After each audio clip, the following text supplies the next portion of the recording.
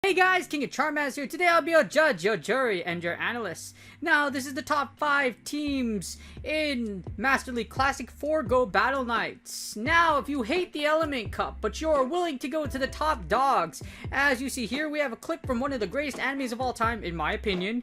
7 Deadly Sins, an amazing anime where you have this big dude called Escanor and this guy called Estarossa. This is Master League. You have 2 big hulking monsters, our gods of destruction, ready to go to battle.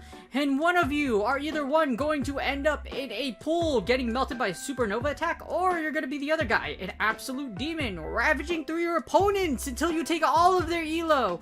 Well, you can't take all their elo. At max, you're probably going to take a couple of points, or if your opponent's 0-5, then you're just going to laugh at them at the face of existence because you are a demon, and demons are evil. Well, technically no. Like, it really just depends on how you look at it. Anyways, as you see here, this is Master League Classic. Master League Classic is filled with the most powerful mons of level 40. Legendaries, mythicals, well, actually only one real well, technically more, but you know, the big lug nut called Melmetal is the Mufasa of the food chain. And this isn't the circle of life, but more like the circle of death for you that managed to go in here and want to have a great time, because you're not gonna have a great time, because it's Master League Classic, where everything is limited to level 40. However, that still means everything in here is gonna kill you, pretty much. Anyways, as you see here, it is Go Battle Night, so if you don't want to play Element Cup and you are willing to tread the waters of monstrosities, this is the cup for you. And we are going to talk about the top 5 most powerful teams for Go Battle Night in Master League Classic. The rankings were updated thanks to our Lord and Savior ppoke.com. Please consider contributing using that tab over here. And as you see here, we will scroll, or actually we'll do a couple of clicks, and here you have the top 5 teams for Master League Classic. Some of the old teams are still very powerful, however, some new teams have taken a rise and are now in the top 5 teams. So without further ado, let's get started. So team number 5 is a horribly original concept, you know, it's totally not anything new. This is Garchomp with Dragon Tail, Sand Tomb, Earth Power, and then you have Double Dragon. Dialga is your safe switch, and speaking of giant lug nuts, Hunk of Junks are the Transformer. We got Melmetal for the closer. Super not original team. Anyways, as you see here, Garchomp is incredibly powerful with Dragon Tail, and as you see here with Earth Power and Sand Tomb is incredibly strong. This team will break shields, and this team will sweep your opponent a lot, as it has an incredibly high rating of 560. Now, it does look like only one person was using this team, 1 or 2 individuals, because it is in the orange. 1.3% means a very specific individual was using this team. 1 or 2, or just there's not enough of a sample size to really say that there was multiple people using it. But as you see here, Dragon Tail being buffed is excessively powerful. This team has an A for coverage and an A for bulk. Why it has a, well, it's super bulky because, you know, when you have Dialga and you have Melmetal, that's a lot of bulk. A for coverage because of the ground typing, but a C for safety and consistency. So this team's actually really interesting. But it has freaking Dialga in it. It's the only team with Dialga in the top 5 teams, so I can't, well, actually, no, not the only team, but you know what, it's one of the 2 teams.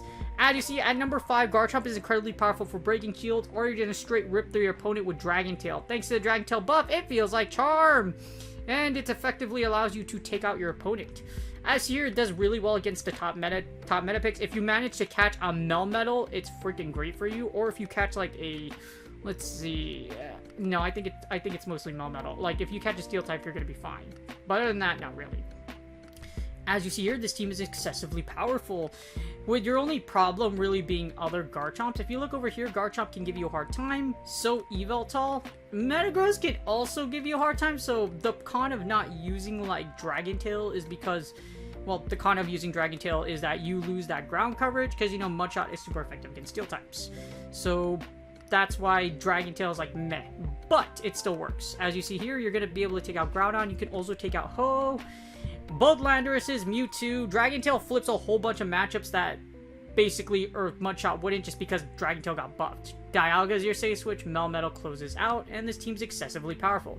620 rating, good coverage. Not super safe and consistent because one fighter in the back or one Groudon in the back can possibly end your life, but this team's still really freaking good. That's why it's freaking, yeah, a 560 rating, which is ridiculously high. Anything close to 600 is beastly, so 560 is really freaking good for this cup. Alright, next up we got Lugia, Groudon, and Melmetal. So, Lugia, Groudon, Melmetal, this was I don't think this was on the previous team, but a whole lot of people are using this one. At 4.2%, it's, 4.2% is a lot, because out of the top 5 teams, this one's being used the most.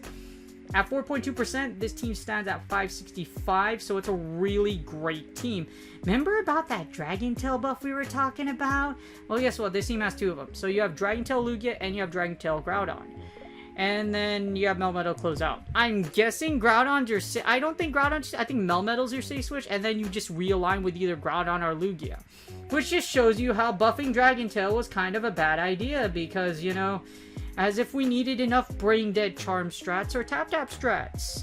This team has A's across the board. It's insanely powerful. This is why 4.2% people were using it. A for coverage, bulk, and safety. Basically, this team has 3 A's, which means it's freaking godforsakingly powerful, and honestly has the strongest overall grade that what I've seen in Master League. And it's not even the most powerful team, which is, well, not most, it is a very powerful team, but not statistically the most powerful team. Double Dragon Tail allows you to wipe out a whole bunch of things. And if you look at here, remember what I mentioned before, how Steel is your worst nightmare? Basically the same thing. Steel types are going to give you a hard time just because they resist Dragon.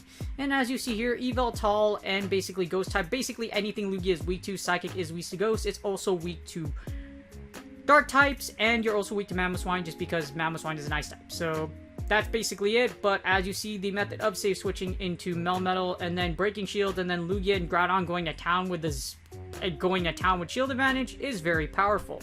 This team stands at 571, so an incredibly good rating. It's better than the last one. And like I mentioned before, it's like 4.2%. So that means a lot of people are using this team. And it has a 565 rating, so it's really freaking good. Time tested, very powerful, and really good for Go Battle Night. Alright, team number 3 was actually the most powerful team from before, which means the old team actually got dethroned. At 1.5%, not a lot of people were using this, but some people, more than one person was actually attempting it. And as you see here, it's still very powerful, standing at a 568 rating. This features Dragon Tail Palkia as well as Dragon Tail Lugia. Why is double Dragon Tail so strong? I don't know. But as you see here, we have Palkia with Dragon Tail. Excadrill's your safe switch, Lugia closes out. My guess is this catches Dialga teams, because if you get Giratina only, they're probably going to switch to Dialga, then you just switch to Excadrill, and then you melt the Dialga, which is pretty much what it is. This team is also incredibly powerful, overall with a high grade rating. As you see here, A for coverage, A for bulk. B for safety, just because Excadrill isn't super safe. But you can. The good thing about this team is you can also use Lugia as a safe switch in a sense, just because Lugia is also a fantastic safe switch. It just depends on how you feel like your opponent team plays out. However, this team does a consistent amount of damage. Palkia is incredibly powerful. As you hear, Palkia is able to catch those. It does really well against Groudon. It also does really well against Yveltal. A ton of damage. And again, if you win the lead, your opponent's probably going to safe switch into a Steel type, so Melmetal or Dialga, and then you close out with Lugia. Overall, very powerful team. But the thing is, Melmetal is also your worst nightmare. As you see here, Melmetal has a very strong matchup against this team just because of superpower and the fact that it has, well, pretty much its superpower. So with superpower, it's going to melt you. With Lugia, it's also very dangerous because with Lugia is going to Dragon Tail you to death. Excadrill does resist it. However, the problem is Lugia also resists Excadrill's Mud Shot. So because of that, it's very dangerous. And then, of course, Lugia, you're not gonna... If you have to switch out of a Lugia and their Lugia has more shields than you, or if it wins CMP, if it's like a perfect, it could be dangerous, so just keep in mind.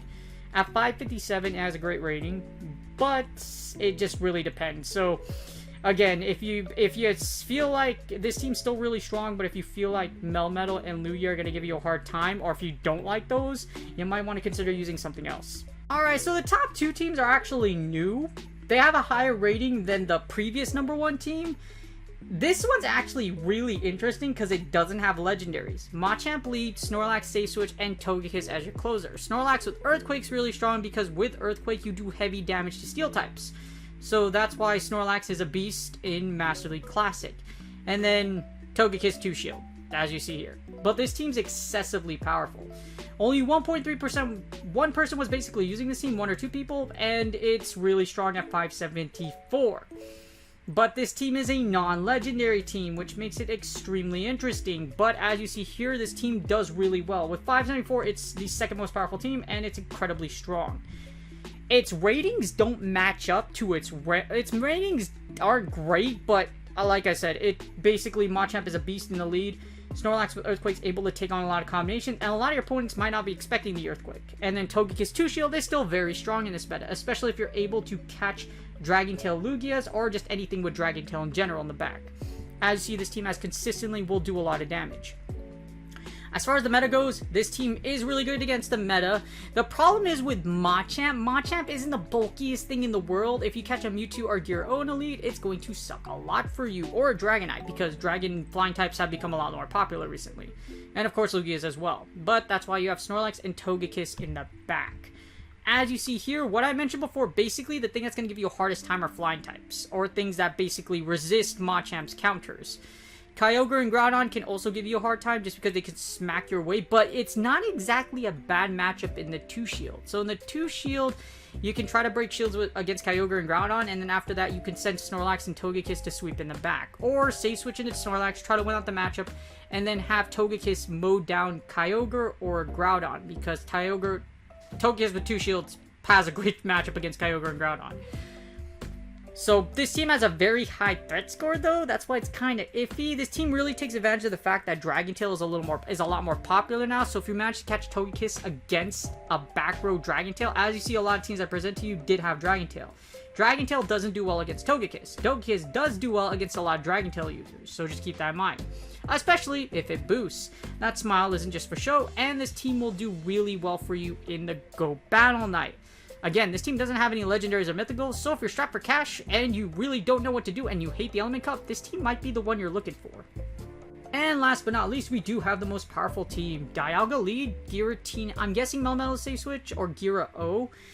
And it's a super meta team that dethroned the most powerful team from before and sports a 584 rating.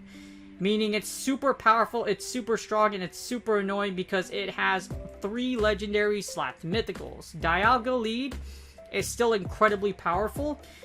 And then you have but like I said, Giratina O is probably a safe switch just to break shields. A boosted Giratina O will mow down through almost everything. And then you have Melmetal in the back. You could switch out either or, it's just really up to you. But this is a super meta team that was featured before in previous seasons. As you see here, A for coverage, A for bulk. Great safety, great consistency. This team is incredibly powerful. Well, of course it's going to be incredibly powerful because it has 3 of the most powerful mons in Master League Classic. As you see with a great rating, Dialga, you safe switch into either to Melmetal or Giratina O, depending on what it is, or you safe switch into Melmetal, break shields, and then Giratina O comes in the back. This team's excessively powered and does really, really well.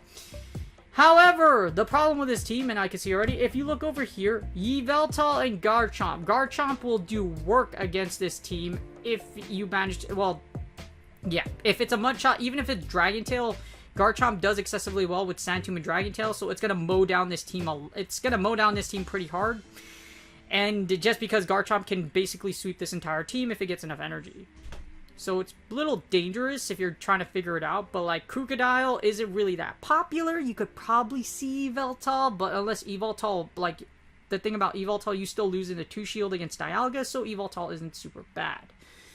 Now with Mamoswine's also interesting because Mamoswine can die to an Iron Head, so in the 2 shield it's not that great. So you're basically going to sack Dialga, or you're going to switch out if Dialga gets a really negative matchup like a Machamp lead. But other than that, this team's still incredibly powerful. 617 rating, super meta. If you've been running super meta, you probably have this team already.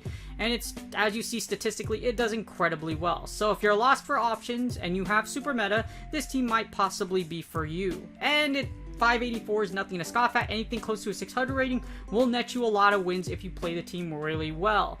Also, boosted Giratina Origin is an absolute nightmare. If they boost on the first Ominous Wind, GG's. That's all I have to say.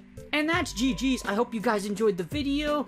I wasn't super enthusiastic for Master League Classic because, you know, it's Master League Classic, but there were a few changes in the top teams. So a lot of these teams will serve you well on Go Battle Night. Because Master League Classic does so much damage, you're probably going to run through your matches pretty quickly.